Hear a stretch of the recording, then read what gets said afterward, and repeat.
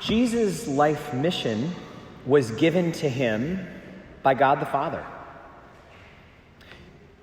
It wasn't something he made up on his own. It wasn't a design that he figured out after being here for a while. And I think you might agree with me that if he had, it probably would have looked a little different than it looked. I mean, the Messiah, it seems to me, could have taught people very well by being a professor at Jerusalem University. And then maybe, going on a speaking tour. And then he could share his teachings, and maybe they could, have a reasonable ticket price, and the money could be used for the apostles' ministries. That feels like a nice plan. But of course, that's not what God's plan was. God's plan was different. And our plan might not be exactly what God's plan would be for our lives either. There was once a man who had spent his entire childhood preparing to be a pro baseball player. They had learned in Little League that he was really talented. They saw the spark that he had, and so his parents took the advice that they received and they got him some special coaches, and they got him into travel leagues, and he kept getting better and better and better, and it worked. He got a full athletic scholarship to a college, and he was doing great his first 3 years there.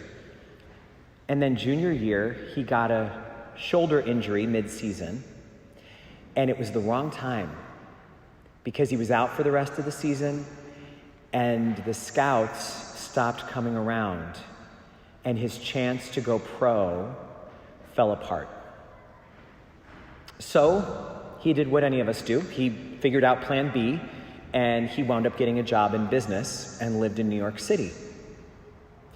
One day, he was on his normal route to work, took the subway into Manhattan, and then came up the stairs and took the route that he was going to take. And there was a big commotion around one of the buildings that he walked by. And he could see that there was smoke coming from it. He heard the roar of the sirens and realized the building next to him was on fire. And 3 floors above him was a woman with a baby in her arms screaming for help. And he looked up at her and he said, "Ma'am, throw me your baby. Throw me your baby. I'll catch her, I promise." And you can imagine the hesitation of that mother. But she did it. She threw him the baby, and he caught her in his arms. And he said he realized that all of those games of catch he played, all of those drills he ran, all of those practices, all of those games, all that went into becoming a baseball player was not so he could go pro. It was so he could catch that baby. The purpose of our lives is not always evident to us, but the starting place is for us to know that we have one, that anyone alive has been given a purpose by God. If you have ears to hear this message, you have a purpose. No one is exempt. And we don't choose it. You've heard Jesus say, "It wasn't you who chose me, I chose you." But it's easy for us to go through our lives without really tapping into what our true purpose is. And there's a lot of reasons for that. And one of the big ones is that people who see what we're good at try to tell us what our purpose is from an early age. Oh, this could be lucrative. You should do this, or you should do that, or you're good at this. And that's a very valuable thing for someone to tell you. But sometimes it can get so loud, it drowns out the voice of God telling us what our real purpose is. If we want to know what our real purpose is, we have to get really quiet and really still, because the voice of God is sometimes very quiet and only heard in stillness. If we don't make that time, if we don't have that opportunity, we may not hear what our purpose is.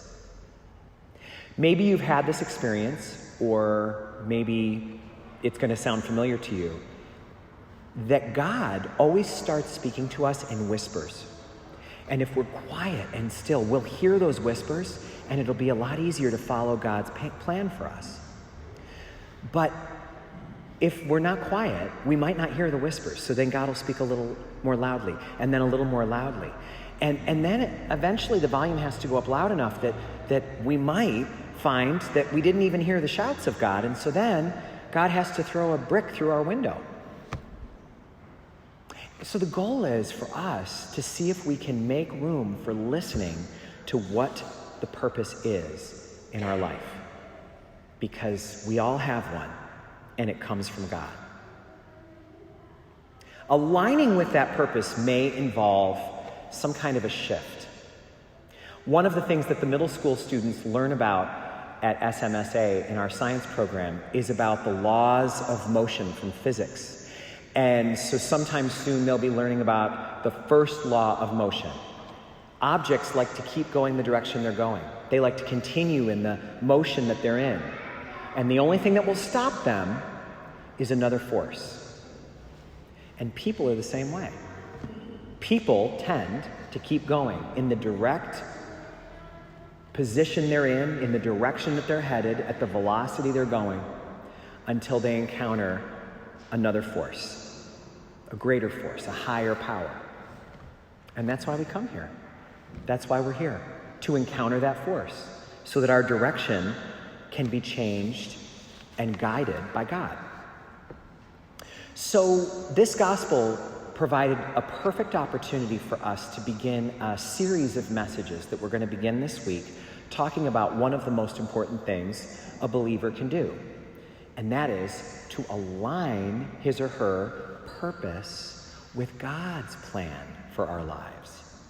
And so we're going to be spending the next couple of weeks kind of drilling down deeper and deeper into what it takes for us to figure out how to hear what God is calling us to, and then how to make the shifts that are required to align ourselves with that. So like a lot of things in life, there's good news and there's bad news. And the bad news always comes first, right? The bad news is you may need to do some shifting in order to get your life aligned with what God had in mind, with God's dreams for your life. It may require some shifts. But the good news is that it rarely requires going anywhere other than here and doing anything other than the job or the state in life that you currently have. The shift doesn't mean you've got to move somewhere. It means that there's an alignment that needs to happen from being attuned like an instrument to what God wants from us. And how we do that is a real critical decision in all of our lives. Many of you know the great monk Thomas Merton, who was a Trappist. He lived in one of those very austere Benedictine monasteries in Kentucky, and his books have changed a lot of people's lives.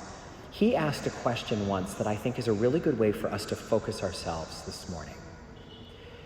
He said, think of how hard you have worked your entire life to get to wherever you are now, to get your kids to wherever they are now, or to get wherever you are in your career, how hard you had to work to get to where you are. Whatever it took for you to get to where you are right now, he said, think about this. What would it feel like to spend your entire life climbing the ladder of success, rung by rung, only to get to the very top and realize that the whole time the ladder you were climbing was leaning against the wrong wall? Isn't that a question? What would it feel like when you get to the top and you're all exhausted and sweaty from the climb and you realize it was leaning against the wrong wall? So that's why today we're talking about purpose and asking folks to maybe be willing to take a risk, to be a little bit brave, and to consider taking the next 6 weeks and devoting a little bit of time to this. Maybe joining a small group that's going to be very focused, that isn't for an endless amount of time. It's a short commitment to talk about what it means for us to really figure out our purpose in life. And so one of the best ways you can possibly do that is just stick around after Mass. Have a hot dog, see the picnic tables that the confirmation students built yesterday, come introduce your kids to some of these games, take a look at the ministry fair that's going on, and then maybe consider leaving your name so that you could sign up to be in a small group. And we'll find the right one for you. We'll help you do that so that it's not hard. And if you can't do that today, then go to our homepage. It's very easy to sign up there. Call our office, visit the welcome desk, whatever it takes in order to let us know that you're interested, because we want to make that possible for you. Because this is the critical thing for each of us. Once we get this right, everything else falls into place. Mark Twain once said, all of us have two most important days in our lives.